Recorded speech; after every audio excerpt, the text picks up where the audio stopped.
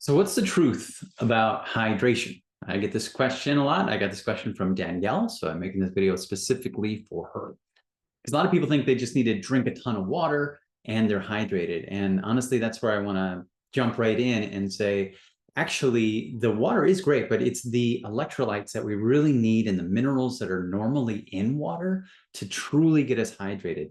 So when we're drinking water that has been purified or especially distilled, we're actually doing our body a disservice because we are creating a vacuum in that water, and nature abhors a vacuum. So it throws all these minerals at it to balance it. This is why I always talk about spring water. I want to make sure you're getting water from a source that is natural. The way it is occurring in nature is always going to be the best way for us to do that. Now, a lot of people are low typically in electrolytes because our diet is not highly representative of those things that we need. And two of those that I'm really talking a lot about are sodium and potassium, but also magnesium. And a lot of people are asking about these electrolyte packets that we have from LMNT. LMNT does give you a good balancing of sodium, a little bit of magnesium, and potassium. Potassium is a big story, and there's a lot of debate on that one, and that it's all about balancing these together. I remember hearing many times that Harvard suggests that we should get 4,700 milligrams a day of potassium. When you start to look at your diet, nobody's coming anywhere near that hardly. And so we have to find other ways to make sure we are bringing potassium into the mix. There's a lot more information about that, but if you really want to get hydrated, make sure you're bringing some electrolytes into the water. And that does have to include sodium. It definitely has to include potassium and definitely magnesium. So just to finish this out, I had the great honor and pleasure of being able to be on a 2.5-hour call last night with Dr. Rick Malter. He's a psychologist, and I would say the world's leading expert on mineral balancing through hair mineral analysis. And he, like me, is a little more obsessed with magnesium.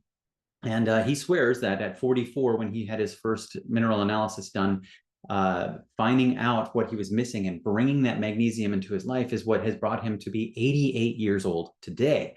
And I'm a huge advocate of that. And when I had him analyze the element packs, he says, okay, well, I'm happy we're getting those in, but I'm not crazy about that ratio. We need a lot more magnesium to really balance that out. And so if you're going to really try to reach your hydration status, I would make sure you're getting water that does have calcium and magnesium as much as it can and possible. I talk often about the spring water here out of Mineral Wells, Texas, that has that, and we use that a lot here in the clinic. But I personally have come to the conclusion that I do supplement magnesium before bed, has changed my sleep and made me have much greater amounts of deep sleep and REM sleep. But I use a very specific magnesium. Now, there's a lot of debate out there about magnesium, whether it's magnesium citrate or malate or glycinate or all these different forms. And this is one really hidden truth that you all need to know. All of those forms are created in a lab by taking elemental magnesium and adding some type of an acid to it, like citric acid for magnesium citrate. When we get it from nature, it's an entirely different story. I actually got to speak with the PhDs at Standard Process about their product called EZ Mag. EZ Mag is a whole food form. It actually has just buckwheat and Swiss chard in it. And when they did studies on this versus magnesium threonate, which is the champion for getting across the blood-brain barrier and helping make sure your brain has enough, it outperformed it, and it was no question. So whole food, the complexity theory is so important because we're getting forms of magnesium that we can't even actually fully identify because we would have to do all kinds of chemistry to do it, to rip out and find out what are the forms. So nature always wins. Nature has a profoundly better delivery method for us than finding these simple isolates. So there can be value to adding in the glycinates or the malates or the citrates or the lactates. All of those have a function. But one thing that people get worried about with taking too much magnesium is something called bowel tolerance, right? They get loose down there. And that is, I've never seen that happen when you're doing a whole food version of it. So to fully answer this question about hydration, yes, make sure you're getting plenty of water. We want to make sure you're getting that.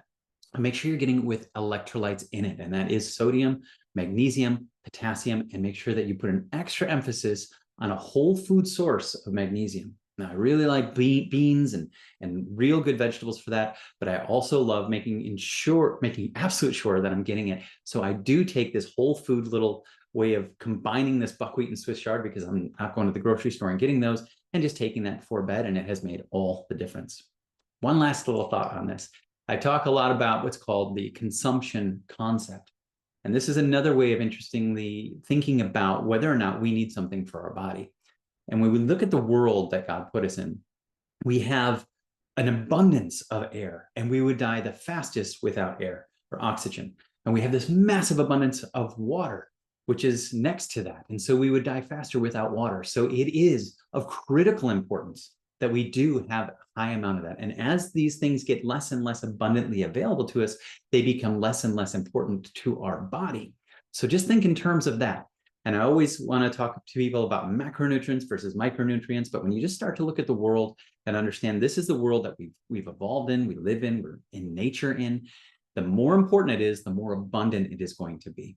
Okay, thanks for watching. And if you guys have more questions, please put it in a comment below. I'd be happy to be able to give you my take on it, my unique perspective, and maybe some ways of thinking about things that are helpful but haven't really been talked about or articulated yet. I'm happy to be here to make sure we start a good conversation and get us all as healthy as possible. Have a great one.